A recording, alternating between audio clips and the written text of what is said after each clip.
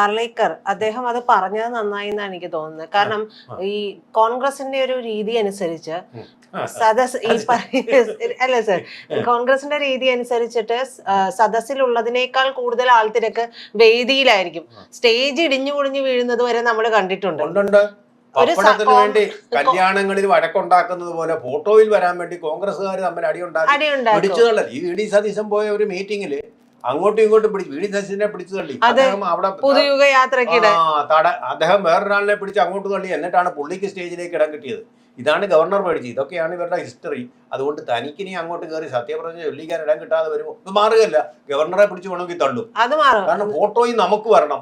അതാണ് അവരുടെ ലക്ഷ്യം. മനസ്സിലായില്ലേ? ചടങ്ങ് നടക്കണമെന്നല്ല, ഫോട്ടോയിൽ എൻ്റെ മുഖം കാണും. ഇപ്പം വി ഡി സതീശനൊക്കെ പത്രസമ്മേളനം നടക്കുമ്പോൾ കാണാം നമ്മൾക്ക് ഒരു കൂട്ടം ആൾക്കാർ. എനിക്ക് സഹതാപം തോന്നുന്നവരോട് ക്യാമറ എന്നെ കാണുന്നുണ്ടോ നോക്കി ചിരിച്ചുകൊണ്ടിരിക്കുന്നതാണ്. അപ്പൊ ഗൗരവമേറിയ രാഷ്ട്രീയമല്ല ഇത്. ഫോട്ടോയിൽ കാണണം എന്നുള്ള ഒരു താല്പര്യത്തോടു കൂടി നമ്മൾ ഈ ആശയങ്ങളെയൊക്കെ ഈ വെറും ഉപരിപ്ലവമായിട്ടുള്ള കാഴ്ചകൾക്ക് വേണ്ടി മാറ്റിവെക്കുന്ന ഒരു കാലഘട്ടത്തോടു കൂടിയാണ്. ഇത് പുതുയുഗത്തിലും അത് ധാരാളമായിട്ടുണ്ടാവും. പുതുയുഗത്തിൻ്റെ ഒരു പ്രശ്നം കൂടി ആയിരിക്കാം.